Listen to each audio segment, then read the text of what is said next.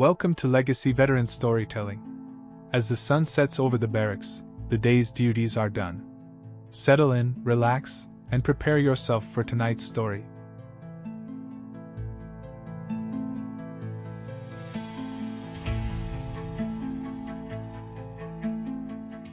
Welcome back to Legacy Veterans. Tonight we have a very special journey to embark upon. A story not just of service or of conflict, but of the deep, quiet spaces between the noise. A deeply human story of connection, of shared silence, and of a love that blossomed in the most unexpected and unlikely of places. This is the story of two soldiers, Stan and Delilah. A story that will remind us that even amidst the rigid structures of a military camp and the vast, uncertain landscapes of a deployment, the human heart always looks for an anchor. And sometimes it manages to find one. But before we travel to their world, I want you to make sure yours is perfectly comfortable. Take a moment to adjust your pillow. Feel the weight of the blanket settling over you, heavy and grounding. Let the mattress support you completely. You have nowhere else to be right now. There are no demands on your time. There are no expectations. For the next hour, you are entirely safe and entirely free to simply rest. Take a slow, deep breath in through your nose. Fill your lungs all the way to the top. Notice the coolness of the air. Hold it for just a moment. And now, slowly release it through your mouth. Let it out like a long, soft sigh. Let's do that once more. A deep, long breath in, drawing in stillness, drawing in calm, and exhale, releasing the tension from your shoulders, your neck, your jaw. Let the events of the day dissolve into the softness of the bed beneath you. Imagine any lingering stress flowing down your arms, out of your fingertips, and disappearing into the night. As you continue to breathe softly, naturally, I want you to picture the warmth of a setting sun. Imagine that golden hour light, thick and warm, washing over you. Let the weight of the day slip away as we travel together. We are going back, far back to a dusty, sun-baked staging base somewhere in the desert, to a place defined by motion and noise, where two souls were about to find a moment of perfect stillness. Now let's begin with a love forged in sand and stars. Stan and Delilah. Welcome back to Legacy Veterans. Tonight we have a very special journey to embark upon. A story not just of service or of conflict, but of the deep, quiet spaces between the noise. A deeply human story of connection, of shared silence, and of a love that blossomed in the most unexpected and unlikely of places.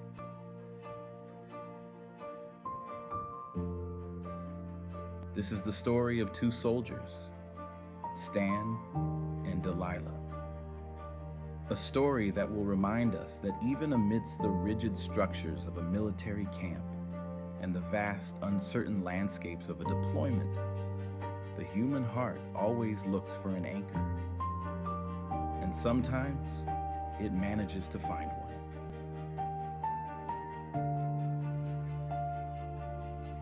But before we travel to their world, I want you to make sure yours is perfectly comfortable.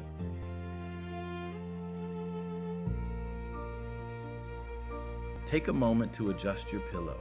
Feel the weight of the blanket settling over you, heavy and grounding. Let the mattress support you completely. You have nowhere else to be right now. There are no demands on your time. There are no expectations.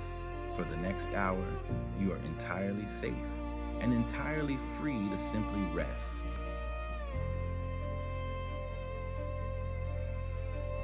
Take a slow, deep breath in through your nose. Fill your lungs all the way to the top. Notice the coolness of the air.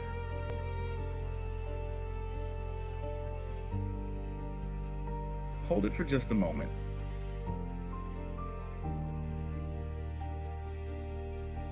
And now, slowly release it through your mouth. Let it out like a long, soft sigh.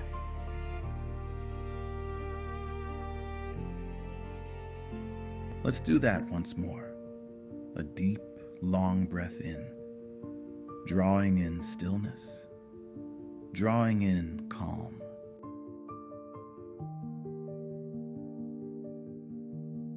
And exhale, releasing the tension from your shoulders, your neck, your jaw. Let the events of the day dissolve into the softness of the bed beneath you. Imagine any lingering stress flowing down your arms, out of your fingertips, and disappearing into the night.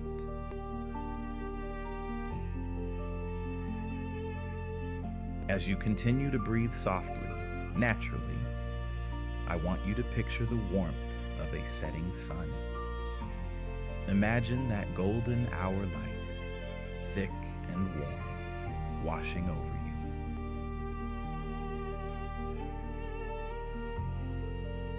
Let the weight of the day slip away as we travel together. We're going back. Far back to a dusty, sun-baked staging base somewhere in the desert. To a place defined by motion and noise, where two souls were about to find a moment of perfect stillness.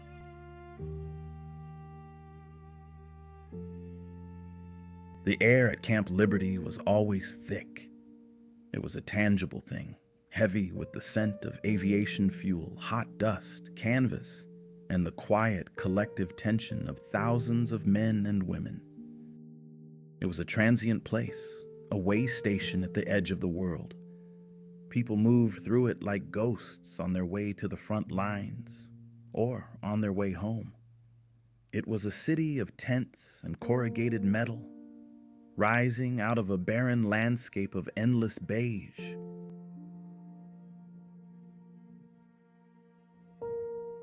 During the day, the sun beat down with an unrelenting ferocity. It bleached the fabric of the tents and baked the earth until it cracked. But in the late afternoon, as the sun began its descent toward the jagged mountains on the horizon, the brutal heat would break. The sky would transform, bleeding from a harsh, blinding white into bruised shades of violet, deep indigo, and burnt orange.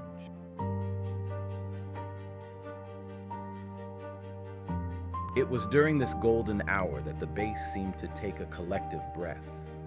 The roar of the transport planes lessened.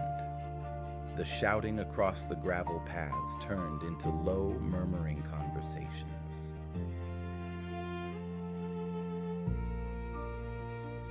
Stan was sitting on the tailgate of a sun-bleached Humvee.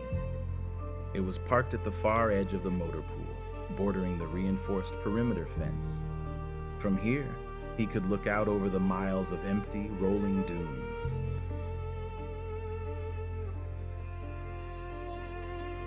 Stan was infantry. He was a man built of quiet angles and dependable strength. He had a strong jaw, eyes the color of a winter sky, and a demeanor that suggested he absorbed the world rather than reacted to it. He was from a small farming community in Ohio, a place where people worked with their hands and judged the passage of time by the changing seasons, not by the frantic ticking of a clock.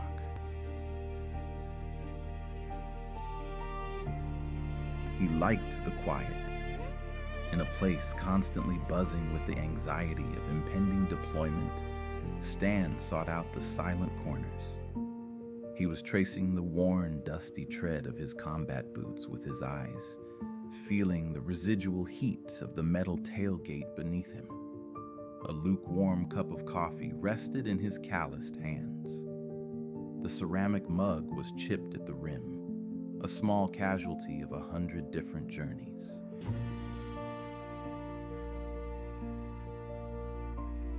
He took a slow sip, tasting the bitterness, feeling the warmth spread through his chest. He watched a single hawk circling high above the perimeter fence, catching thermal drafts in the cooling air. For a few minutes, He wasn't a soldier waiting for orders. He was just a man watching a bird paint circles in the sky.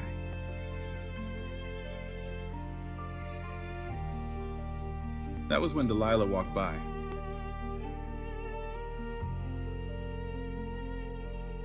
If Stan was the quiet, immovable earth, Delilah was a sudden, steady breeze.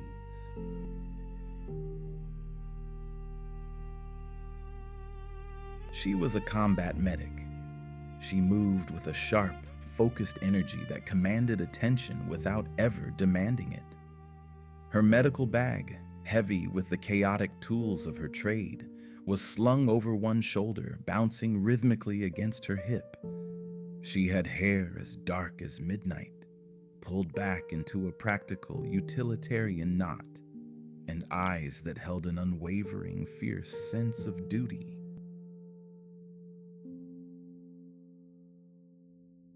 Delilah was from the bustling, vibrant streets of Chicago. She was used to noise, to motion, to the complex, overlapping rhythms of city life. She had joined the military because she wanted to put her hands to work where it mattered most. She wanted to be a healer in a place designed for breaking.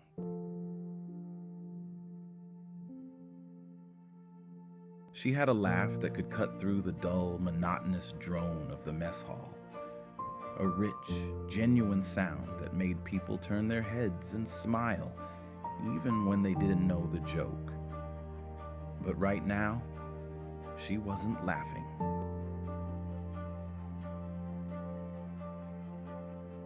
She was late, rushing to file supply requisitions before the quartermaster's tent closed for the evening.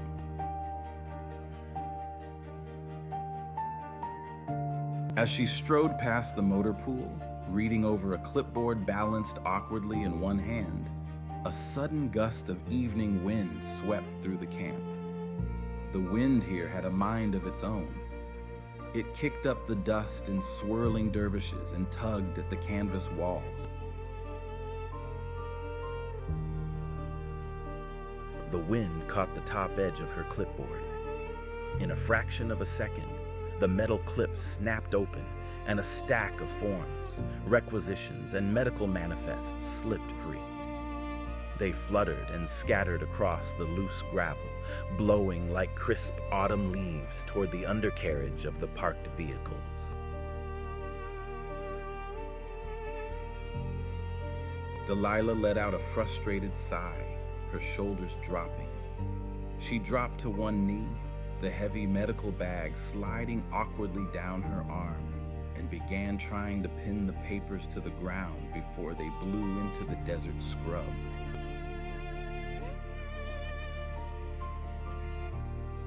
Stan didn't hesitate.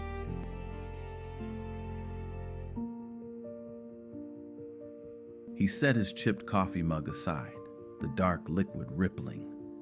He hopped down from the tailgate, his boots crunching heavily in the gravel. He moved with a practiced, fluid grace, kneeling in the dust a few feet away from her. His large, calloused hands moved quickly, catching the stray papers just before they skittered under the Humvee's heavy tires.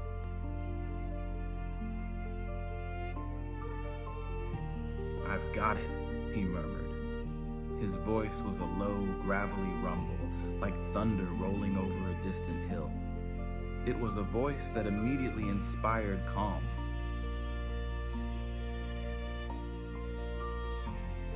Delilah stopped chasing a form and looked up. She brushed a stray lock of dark hair from her forehead, leaving a small smudge of dust on her brow.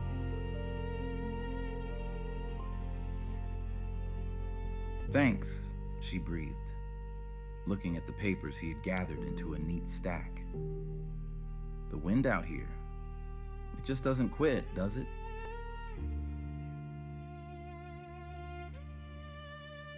She reached out to take the papers from him. As she did, her fingers brushed against his knuckles. The contact was brief, barely a second, but it was electric.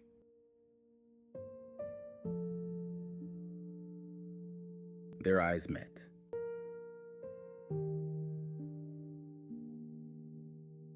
For a brief, fleeting moment, the encompassing noise of the bass, the distant roar of the generators, the shouting of the sergeants, the clanking of metal seemed to recede. It faded away, pulling back like an ocean tide, leaving them stranded on a quiet island of shared awareness.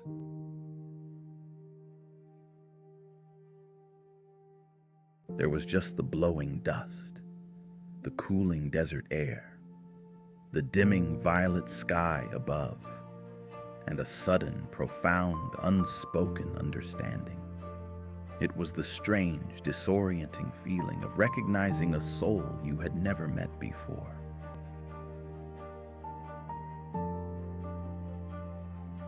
"I'm Delilah," she said, her voice softer now, the urgency of her errands melting away.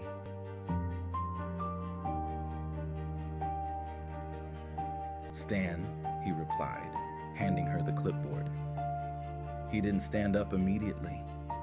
He just stayed there, kneeling in the gravel, looking at her as if he was trying to memorize the exact shade of her eyes. In the agonizingly slow weeks that followed, before their respective deployments were meant to tear them apart, that chance encounter in the motor pool blossomed into a quiet, comforting routine.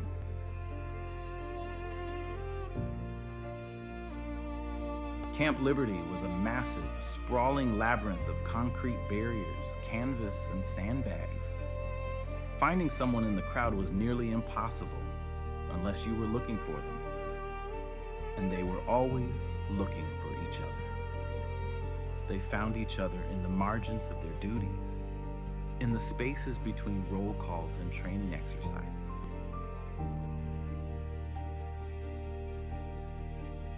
Because they worked completely different shifts, their time together was usually relegated to the very quietest hours of the day, the hours when the rest of the world was asleep.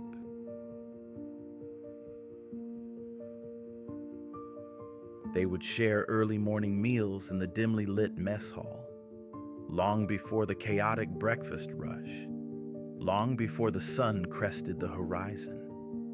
They would sit across from one another at a metal table, eating powdered eggs and drinking bitter coffee from styrofoam cups, whispering so as not to wake the exhaustion that permeated the room.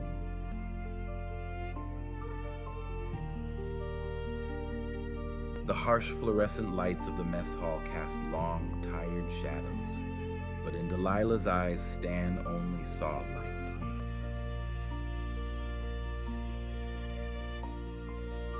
Later in the week, they found a quiet spot on top of a stack of rusted shipping containers near the edge of the base. It became their sanctuary. Every evening, if they were free, they would climb the metal rungs and sit side by side, their boots dangling over the edge.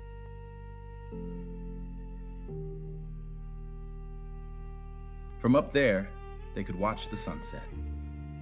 Together, they watched the desert transform. They watched the sky bleed from orange to pink to the deepest, most velvety black. They watched the stars pierce the vast, empty canvas of the sky, shining with a brilliance that can only be seen when you are hundreds of miles from city lights.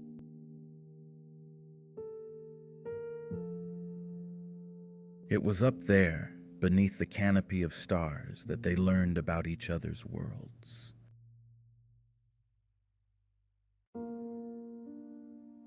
Stan would talk about his grandfather's farm. His voice would drop into a hypnotic cadence as he described the smell of fresh rain hitting dry soil. He described the immense quiet of a snow-covered field in December, the sound of the wind moving through the corn stalks, the feeling of running his hands over the worn wooden handle of a tractor steering wheel.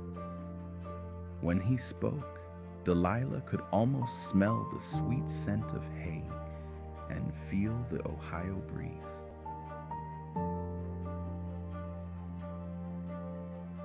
In turn, Delilah would talk about the beautiful, colorful chaos of her family. She described the bustling streets of Chicago, the roar of the elevated trains, the smell of deep dish pizza baking in the ovens of her favorite neighborhood spot. She talked about her younger siblings, the chaotic joy of her family dinners where everyone talked over one another, and the deep, abiding love that held them all together.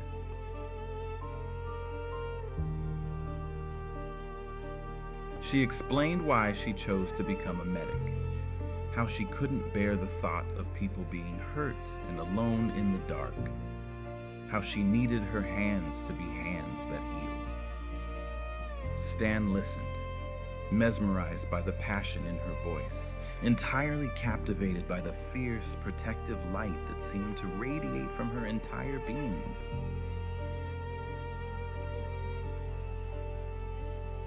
They didn't need to explicitly say what was happening between them. The words, "I love you," felt too heavy, too permanent to speak aloud in a place where tomorrow was never guaranteed.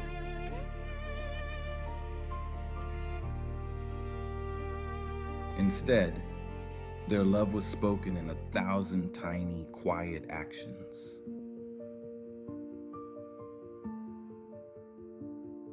It was the way Stan made absolutely sure Delilah always had a fresh, cold bottle of water waiting for her after her grueling 12-hour shifts in the stifling medical tents. He would walk across the entire base just to hand it to her, watching her drink with a soft smile on his face.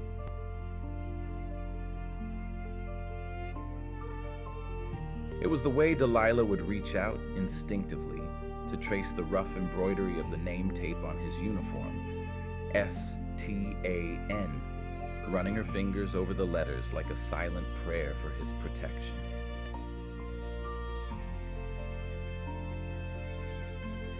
Love, for them, wasn't a grand cinematic declaration. It wasn't fireworks or shouting from the rooftops. It was a shared silence, a deep, heavy, anchoring peace that they could only find when they were sitting next to each other, watching the stars wheel across the immense desert sky.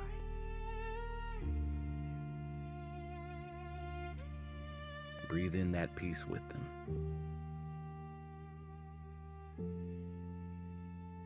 Inhale deeply and exhale slowly, letting the quiet of their connection settle over your own mind, soothing away your stresses.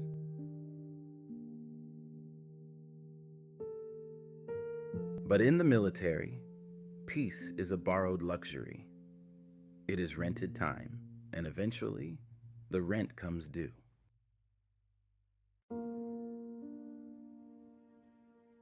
The orders came down on a humid Tuesday morning. The inevitable specter that had been hanging over their heads had finally materialized. Stan's unit, the infantry, was being pushed forward. The command was sending them far, far forward into the theater of operations. They were bound for a remote, highly volatile outpost deep within an unforgiving mountain valley, a place hours away from the relative safety and thick walls of the main base.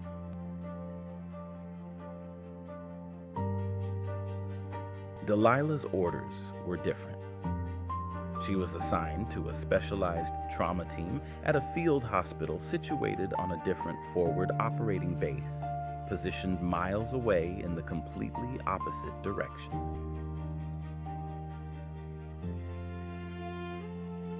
The distance between them was about to stretch from a few hundred yards of gravel to hundreds of miles of hostile terrain.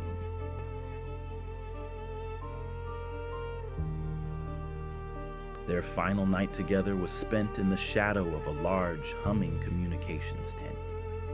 The desert air that night was unseasonably cold, biting through their fatigue uniforms. The sky was overcast, hiding the stars they loved so much with a thick blanket of ominous gray clouds.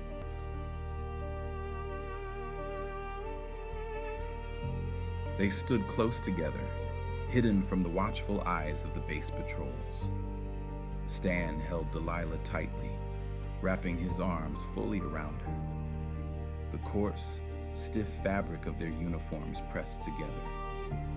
He buried his face in her dark hair, breathing in the scent of her, trying to lock the memory of it into his mind forever.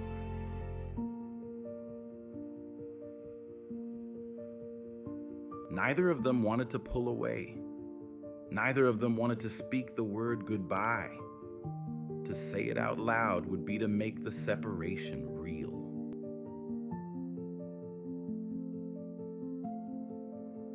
"Keep your head down out there, Stan," Delilah whispered.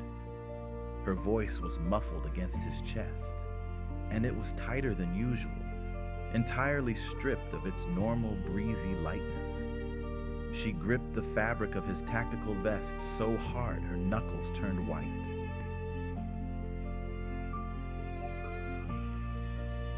Stan rested his chin on the top of her head, closing his eyes tightly. He brought his large hand up to cup the back of her neck, trying to memorize the texture of her skin, the warmth radiating from her pulse.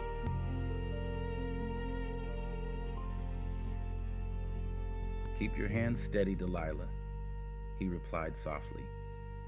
"Do what you do best. Save who you can."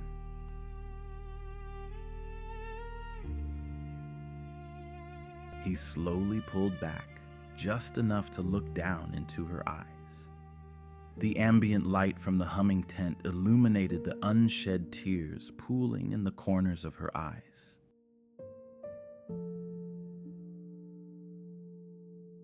"I'll figure it out," he promised, his voice thick with emotion. "No matter how far they send me, I'll find my way back to you. I promise you that."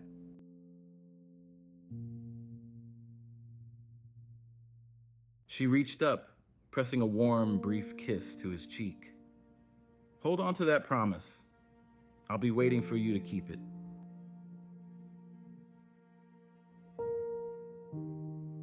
The separation the next day was immediate, chaotic, and jarring.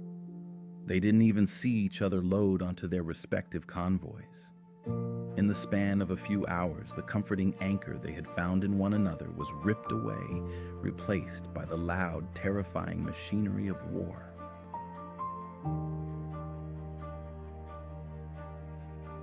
The war tested them. It tested them not just with the immense physical distance, but with the deafening silence that filled the space between them.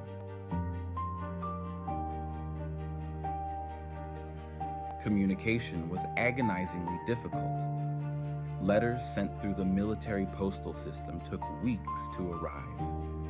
A thought written down in the morning light might not be read until entirely different seasons had passed in the heart of the reader.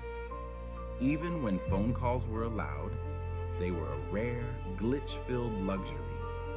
A static-heavy 15 minutes on a satellite phone with a 5-second delay, always ending far too soon, leaving them staring at a dead receiver with a hollow ache in their chests.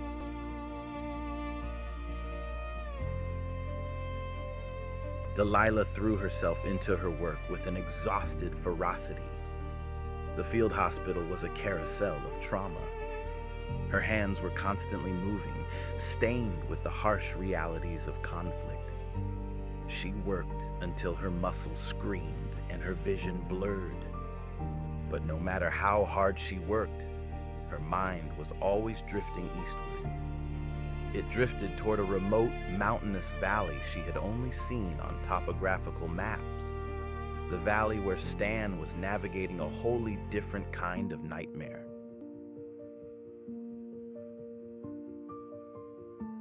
For Stan, the memories of her were a lifeline. He was leading foot patrols through treacherous, rocky canyons where the heat trapped itself between the stone walls, baking the air until it was difficult to breathe. Every step was calculated. Every shadow held a potential threat. To survive, his mind had to be sharp, calculating, and ruthless.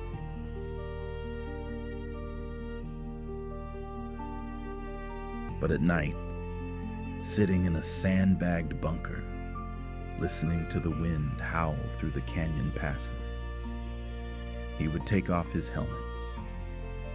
He would reach inside the inner webbing and pull out a crumpled, sweat-stained letter from Delilah. He would read her words in the dim red light of his tactical flashlight. He would try to hear her beautiful, ringing laugh echoing against the bunker walls. He held on to the memory of her like a man holding onto a piece of driftwood in a raging sea.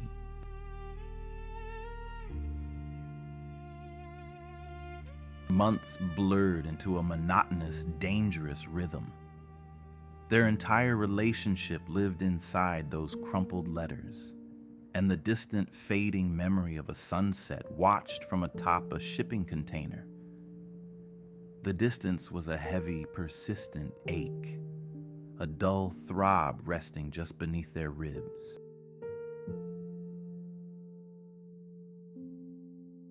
The weather had begun to turn, bringing violent, unpredictable turbulence down from the mountains. One evening, a massive, heavy storm system rolled over Delilah's forward operating base. The sky turned an unnatural, bruised purple before opening up and dumping sheets of torrential rain upon the camp. The wind shrieked, tearing at the canvas roofs of the medical tents, plunging the entire hospital wing into flickering, unreliable darkness powered solely by backup generators.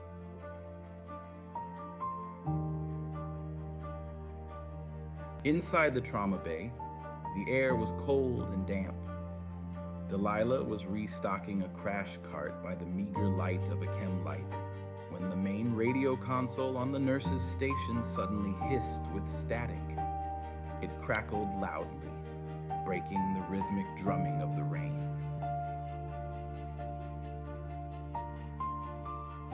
An urgent medevac request was coming through from Battalion Command.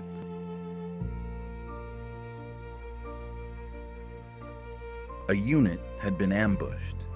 They had been pinned down in the crossfire of a narrow pass, taken heavy fire, and sustained multiple mass casualties. The weather was making extraction incredibly dangerous, but the medical birds were spinning up their rotors anyway. Dust-off was incoming. Mass casualty protocol was to be implemented immediately.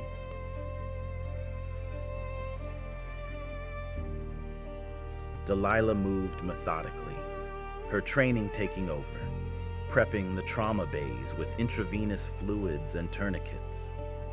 As she moved to the radio log to write down the incoming unit's designation, she froze.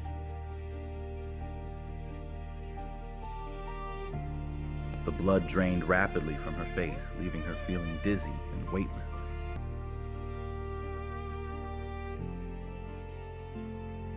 The name of the unit scribbled hastily on the triage board, the unit that had just walked into an ambush in the volatile remote valley, matched Stan's.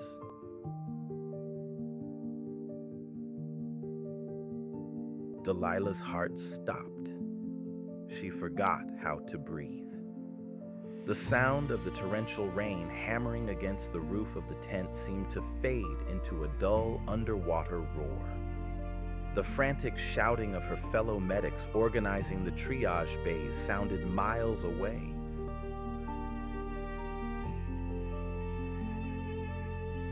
Panic, cold and sharp, gripped her chest.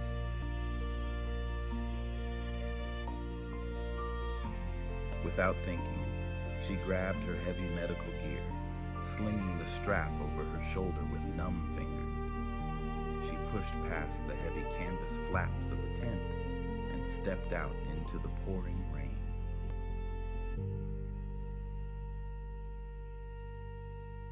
The freezing water soaked her immediately, plastering her dark hair to her face, stinging her eyes as she looked up. She ignored the cold. She ignored the mud sucking at her boots. She walked all the way to the edge of the landing pad, marked only by faint, glowing chemical lights fighting against the darkness.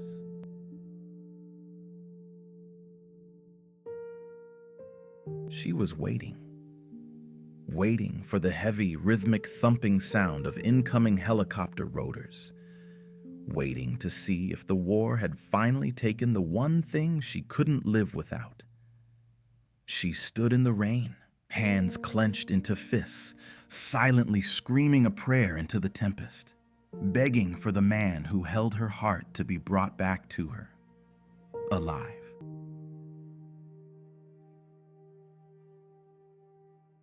Take a deep breath right now, right here, safe and warm.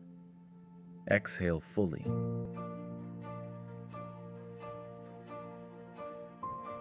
Out in that muddy darkness, the rhythmic beating of the rotor blades finally cut through the storm. The medevac helicopter descended through the driving rain, its powerful landing lights casting huge, erratic shadows across the soaked earth.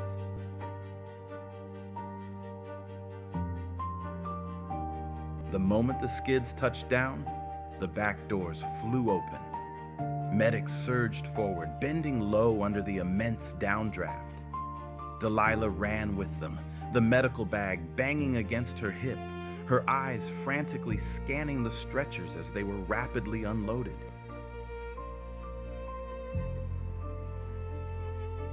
One by one, wounded soldiers were rushed past her into the trauma bays. Blood soaked through uniforms. Voices shouted out vitals over the roaring engines. The chaos was absolute, but Delilah's focus was a laser beam.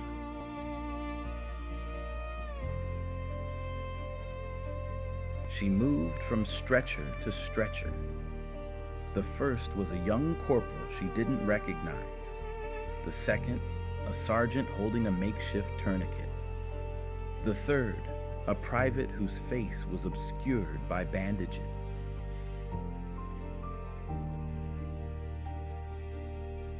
Then, the final stretcher was pulled from the back of the Black Hawk.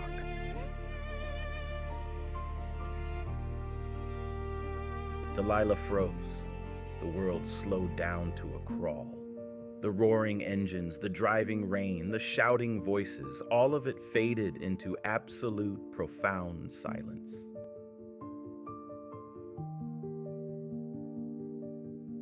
Lying on the stretcher, covered in mud and ash, his uniform torn and stained with dark blood, was Stan.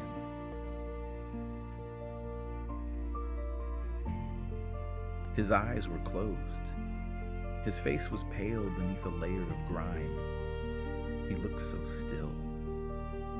Too still. The quiet strength that had always anchored him seemed completely absent, replaced by the frail vulnerability of a body pushed entirely to its limits.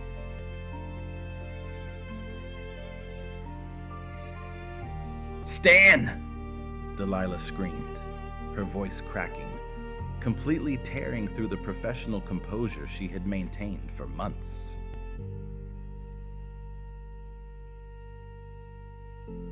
She dropped to her knees beside his moving stretcher, her hands flying over him, assessing the damage with a terrifying, desperate speed. There was a wound to his shoulder, deep and jagged, but it had already been packed tightly by the field medics. He was breathing, but it was shallow and irregular, and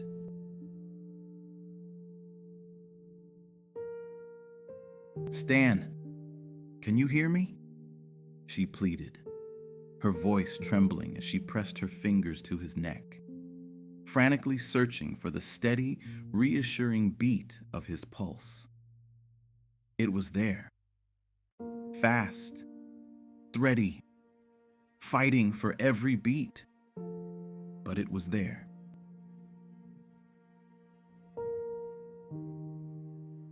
As they rolled him out of the rain and into the harsh fluorescent light of the trauma tent, Stan's eyelids fluttered. He groaned, a low, gravelly sound that resonated deep within his chest. Slowly, agonizingly, his eyes opened. They were cloudy with pain and exhaustion, struggling to focus against the bright overhead lights. Then, they found her. They locked onto Delilah's face, tracing the curve of her cheek, lingering on the dark hair plastered to her forehead by the storm.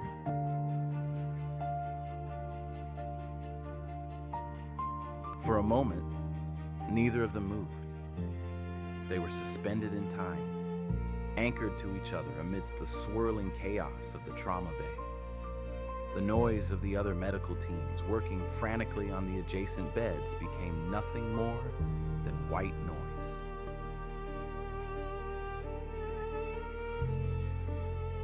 Stan swallowed hard, his throat dry.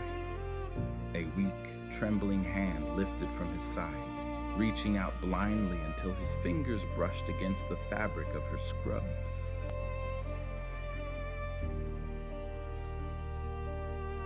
Delilah immediately caught his hand, holding it tight in both of hers, pressing his knuckles against her mouth to hold back a sob. She closed her eyes, letting the tears she had held back for months finally spill over her eyelashes and run down her cheeks.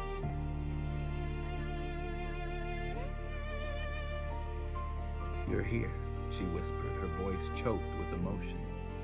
"You're safe. You're safe."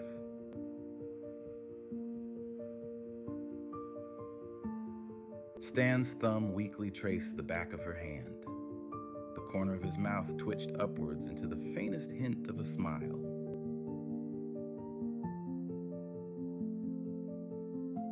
"I promised," he breathed, his voice barely a rasp. "I promised I'd find my way back."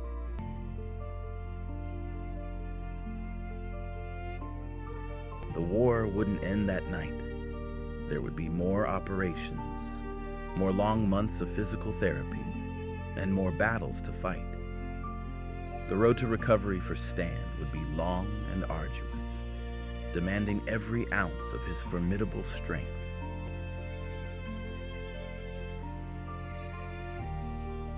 But the silence between them had finally broken. The distance that had stretched across hundreds of miles of hostile desert had collapsed entirely. Here, in the sterile, chaotic environment of a combat hospital, the two of them had finally found their way back to their sanctuary.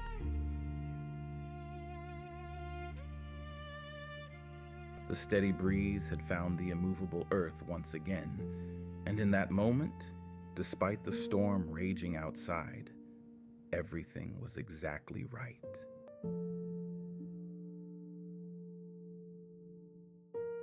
Let the scene fade out gently. Picture the sterile white lights of the trauma bay softening, dulling down until they are no more than glowing embers. The sound of the wind and rain outside slowly diminishes into a gentle, rhythmic hum. The memory of the danger they face together dissipates, leaving behind only the profound comfort of their reunion.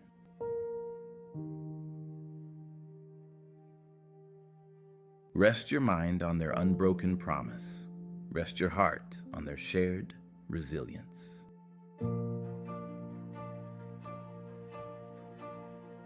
Take a slow, deep breath in, drawing in the peace they finally found. And exhale, feeling that peace spread through every muscle, every fiber of your own body.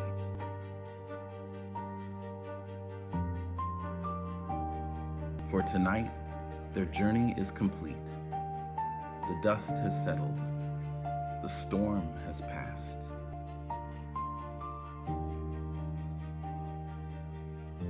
Let go of any remaining tension. The night is quiet and the world is still.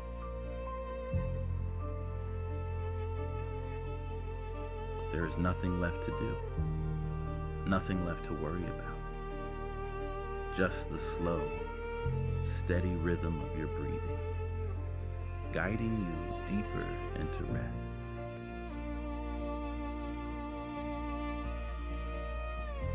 Sleep well, and remember the quiet anchors we hold in the dark. Good night,